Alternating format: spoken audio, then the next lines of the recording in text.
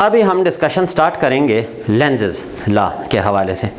Lenses law को understand करना इंतहाई आसान है। अगर आपको current passing through a solenoid का जो मैग्नेटिक फील्ड पैटर्न है वो अगर याद है, तो लेंजेज लॉ से पहले मैं चैप्टर नंबर 13 का वो टॉपिक ब्रीफली यहाँ पे थोड़ा सा इंट्रोड्यूस कर लेता हूँ कि जब किसी सोलेनॉइड में करंट पास होता है तो उसका कौन सा एंड नॉर्थ पोल बन जाता है और उसका कौन सा एंड जो है वो साउथ पोल बन जाता है। तो मैं यहाँ पे डायग्राम में एक सोलेनॉइड शो करता हूँ।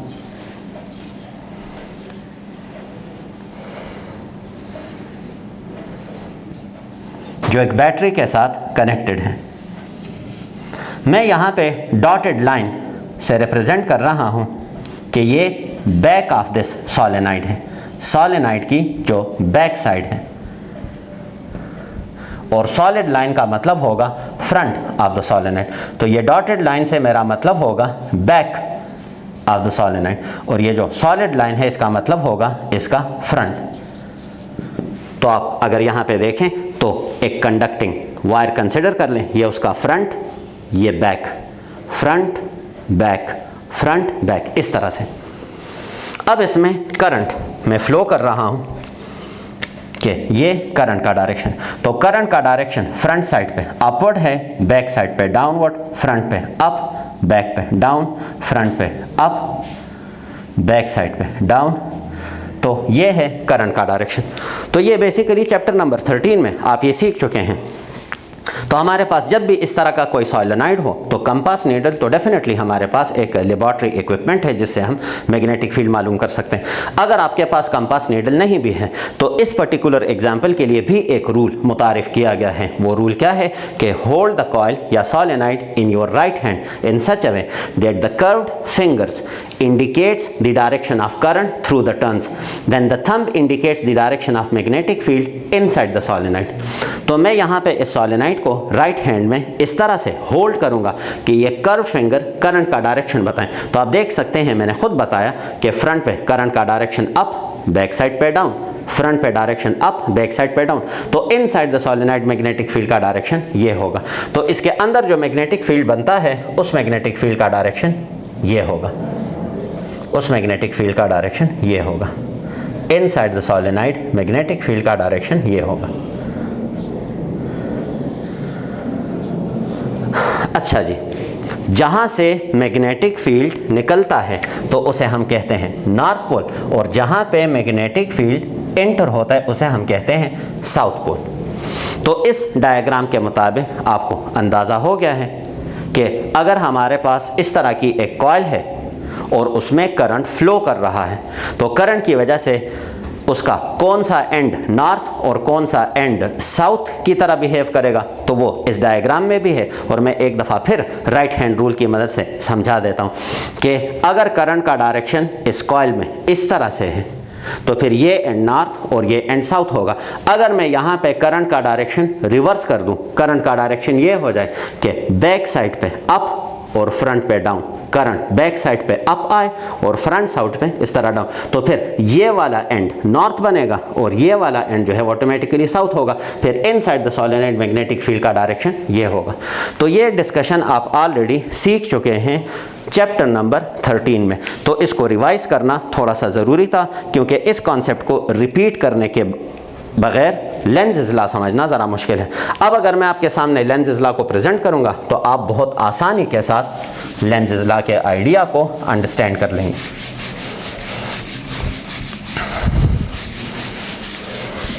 तो माइकल फैराडे ने इंड्यूस ईएमएफ के मैग्नीट्यूड के हवाले से सब कुछ डिस्कवर करके हमारे साथ शेयर किया, लेकिन उस इंड्यूस ईएमएफ का डायरेक्शन या उस इंड्यूस ईएमएफ की वजह से जो करंट बनता है उस करंट का डायरेक्शन तो वो माइकल फैराडे उसको एक्सप्लेन ना कर सका। ये डिस्कवरी लेंस की है। तो अभी हम डिस्कस करते हैं lenses law.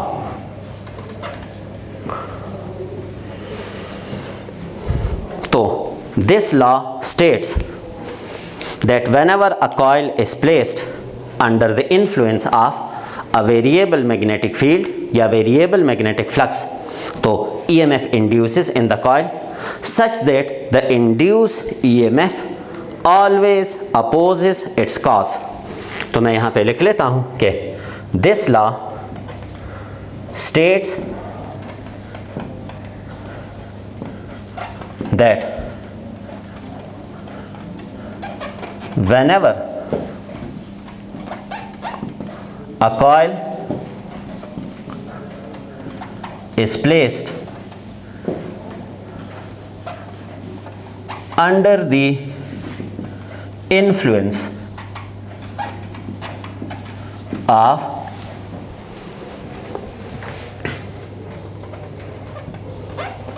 a variable magnetic field या magnetic flux, then EMF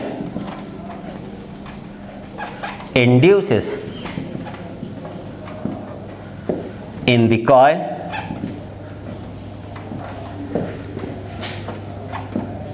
such that the induced EMF always opposes its cause। always opposes its cause, ये हमारे पास लेंज़ लॉ की स्टेटमेंट है।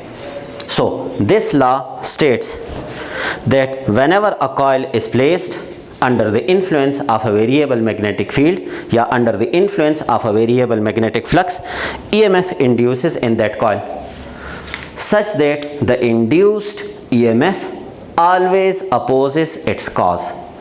अब हम इसको डायग्रामेटिकली अंडरस्टैंड करेंगे कि इसका मतलब क्या बना। तो यहाँ पे मैं मुख्तलिफ डायग्राम्स बना रहा हूँ। फिगर नंबर 1, इसमें मैं शो कर रहा हूँ कि ये हमारे पास एक कॉइल या सोलेनाइड है और इसमें हमने यहाँ पे एक गैल्वानोमीटर लगाया हुआ है जो कि हमें सिर्फ ये डिटेक्ट करके बताता है कि इसमें करंट पैदा हो गया या नहीं। और करंट की वजह क्या होगी? करंट की वजह हमारे पास इंड्यूस EMF होगी। हम यहाँ पे डॉटेड लाइन की मदद से शो कर रहे हैं कि ये है back of the solenoid. Dotted line की मदद से हम शो कर रहे हैं कि ये है बैक ऑफ द सोलेनाइड। तो ये बैक ऑफ द सोलेनाइड। अब हम यहाँ पे एक मैग्नेट को शो कर रहे हैं जिसका नॉर्थ पोल हम इसकी तरफ मूव कर रहे हैं।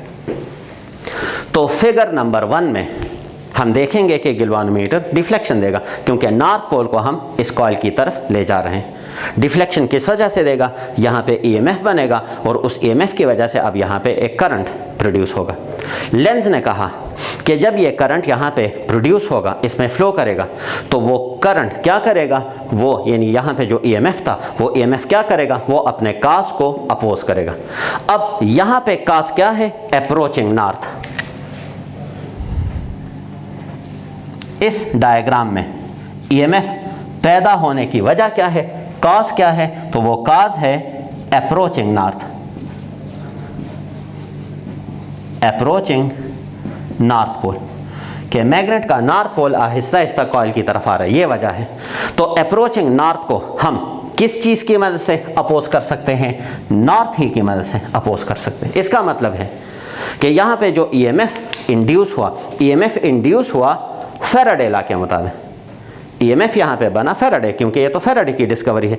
लेकिन उसे इंड्यूस EMF ने यहाँ पे जो करंट बनाया, उस करंट ने अपना भी एक मैग्नेटिक फील्ड इंड्यूस किया। जिस तरह हमने चैप्टर नंबर 13 में पढ़ा है कि एक कॉइल में या किसी कंडक्टर में से जब करंट गुजरता है तो वो अपना भी एक मैग्नेटिक फील्ड बनाता है।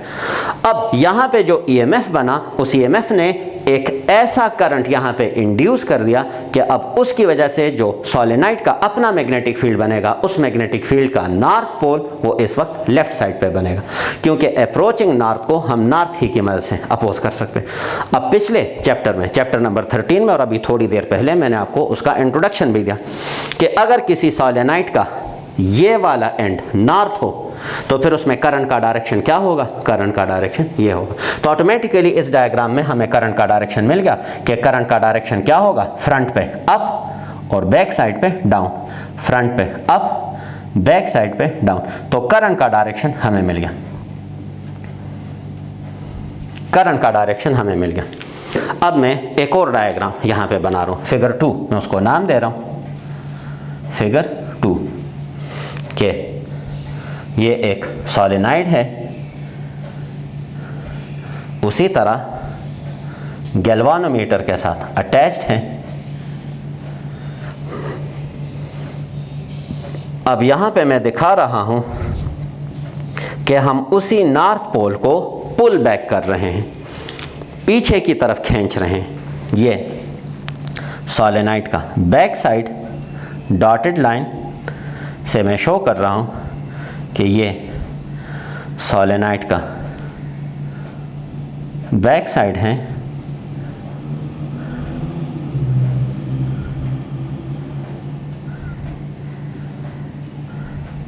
ये बैक साइड और इस तरफ फ्रंट।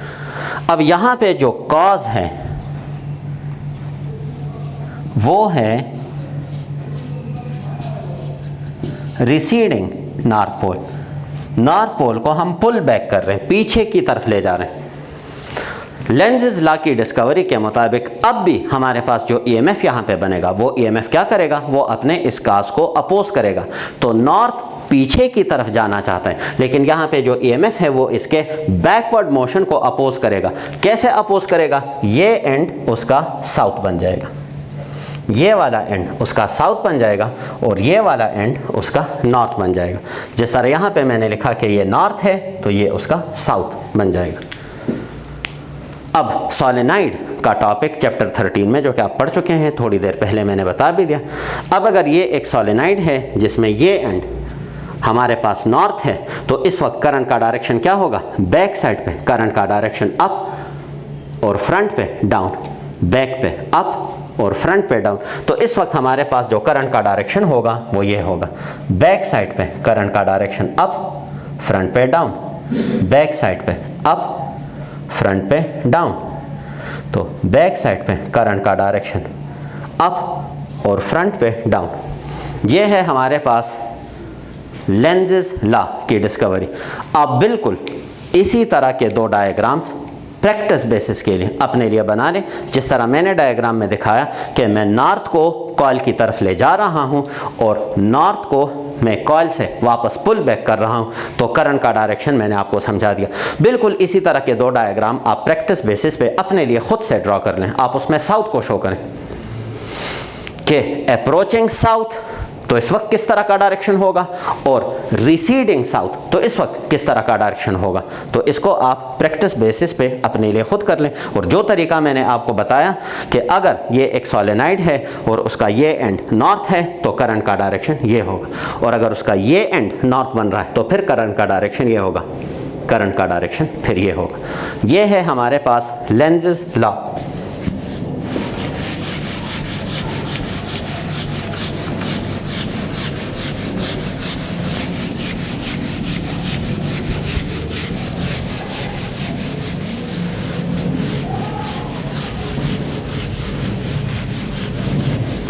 लेंज़ेस लॉ में चूंकि जिक्र है अपोज करने का कि इंड्यूस ईएमएफ अपने काज को अपोज कर रहा है, तो इस अपोजिशन की वजह से फैराडे ने अपने फार्मूला में नेगेटिव साइन लगाया था। अदरवाइज जो ओरिजिनल डिस्कवरी थी फैराडे की, तो उसके फार्मूला में कोई नेगेटिव साइन नहीं था।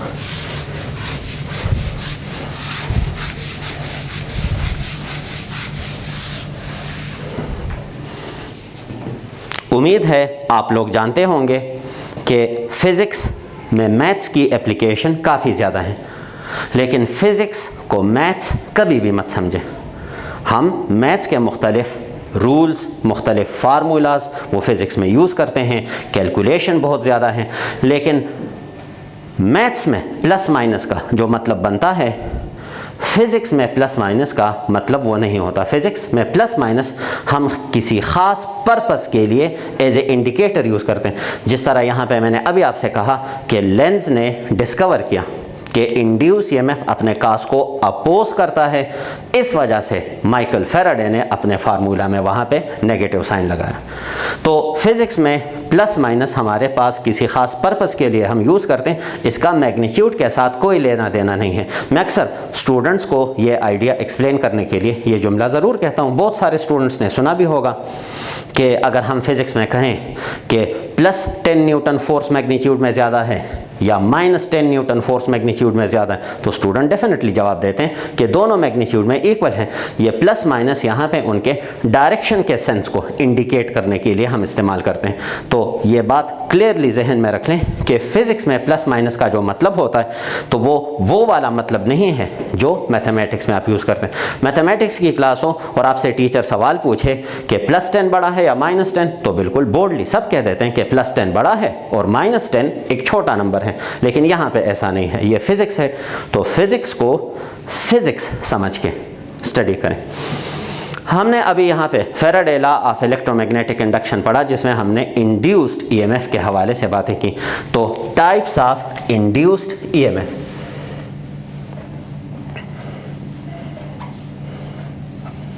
Types of induced EMF. तो इंड्यूस्ड ईएमएफ की मेनली दो टाइप्स हैं। एक है हमारे पास statically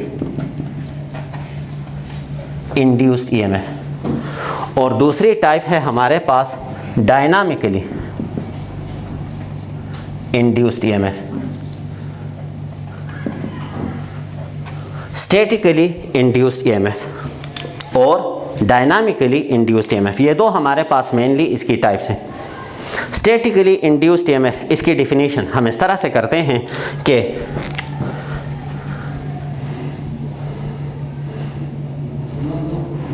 if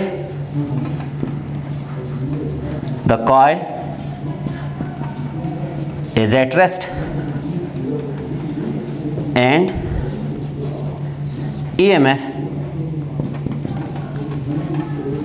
induces in it, तो फिर इसको हम कहते हैं कि ये स्टैटिकली इंड्यूस्ड ईएमएफ है।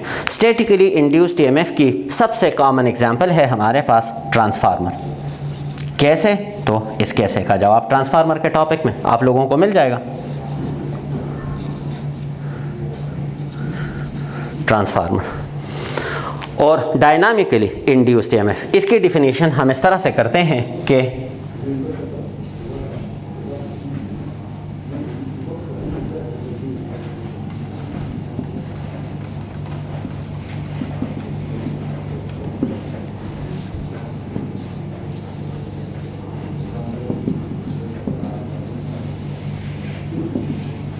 If EMF induces in the coil due to its motion, तो फिर इसको हम कहते हैं कि ये है डायनामिकली इंड्यूस्ड EMF की एग्जांपल। डायनामिकली इंड्यूस्ड EMF की सबसे कॉमन एग्जांपल है हमारे पास electric generator.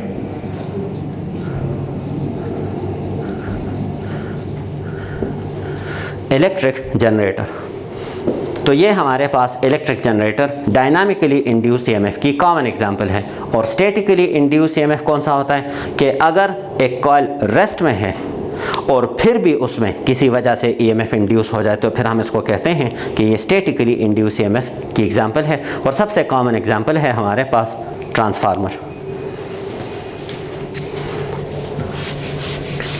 Dynamically induced EMF से रिलेटेड एक टॉपिक, एक एक्सप्लेनेशन बुक में गिवन है मोशनल ईएमएफ के नाम से। तो अभी हम डिस्कशन करेंगे motional EMF. Dynamically induced EMF की एक्सप्लेनेशन के लिए एक टॉपिक है मोशनल ईएमएफ। तो अभी हम इसकी डिस्कशन करेंगे।